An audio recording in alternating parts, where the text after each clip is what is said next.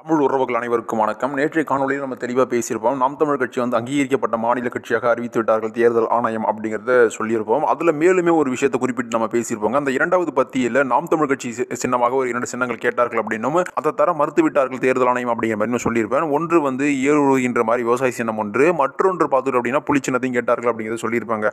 So அதில் புலி சின்னம் அப்படிங்கிறது விலங்குகளை நம்ம கொடுக்க முடியாது அப்படிங்கிற மாதிரி தேர்தல் ஆணையம் சொல்லிவிட்டார்கள் அப்படிங்கிற மாதிரியும், அதே போல் அந்த விவசாயி ஏறு உழுவது போல இருக்கு இல்லையா, அந்த படம் அப்படிங்கிறது ஆல்ரெடி வேற ஒரு கட்சி ஒத்து இருக்கிறது அப்படிங்கிற மாதிரி சொல்லிட்டாங்க. ஸோ அதனால் அந்த சின்னம் கொடுக்க மறுத்து விட்டார்கள் அப்படிங்கிறது நேரடி நம்ம பேசியாச்சுங்க. ஸோ இப்படிப்பட்ட இந்த சூழலில் வருகின்ற இடைத்தேர்தலில் நாம் தமிழ் கட்சியுடைய சின்னமாக எது இருக்கும் அப்படிங்கிற கேள்வி எழும்பி வந்த நிலையில் நாம் தமிழ் கட்சியுடைய அபிஷியல் லாயரில் என்ன சொல்லிட்டாங்க அப்படின்னா, நாம் தமிழ் கட்சி பழைய விவசாய சின்னமான கரும்பு விவசாய சின்னத்தை நிற்க போகிறார் அப்படிங்கிறதும், அதுவே நாம் தமிழ் கட்சியுடைய அங்கீகரிக்கப்பட்ட ஒரு சின்னமாக மாறப்போகிறது அப்படிங்கிறத பற்றியும் சொல்லியிருக்கிறாரு. ஸோ நாம் தமிழ் கட்சிக்கு 3 சாய்ஸ் அப்படிங்கிறது கொடுத்துருக்காங்க. 3 சின்னங்கள் வரைந்து கொடுக்க சொல்லியிருக்காங்க அப்படிங்கிறத பார்க்க முடிந்தது.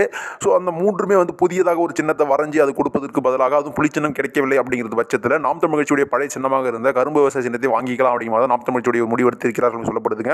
ஸோ உறுதியாக நாம் தமிழ் கட்சிக்கு கரும்பு விவசாய சின்னம் வரும் அப்படிங்கிறத நாம் தமிழ் வழக்கறிஞர் பாசறை தெளிவாக சொல்லிவிட்டார். ஸோ இடைத்தேர்தல் என்ன சின்னமோ அதுவே தான் நமக்கான ஒரு அங்கீகரிக்கப்பட்ட ஒரு சின்னமாக மாறப்போகிறது அப்படிங்கிறதையும் பார்க்க முடிந்தது. மக்களே, கரும்பு விவசாய சின்னம் நாம் தமிழ் கட்சியுடைய சின்னமாக உறுதிப்படுத்தப்படுகிறது. இதை பற்றி உங்களுடைய கருத்துக்கள் வரவேற்கப்படுகிறது. மீண்டும் ஒரு நல்ல காணொலி சந்திப்போம். சரியான கருத்தால் உலகை படைப்போம். நன்றி, வணக்கம்.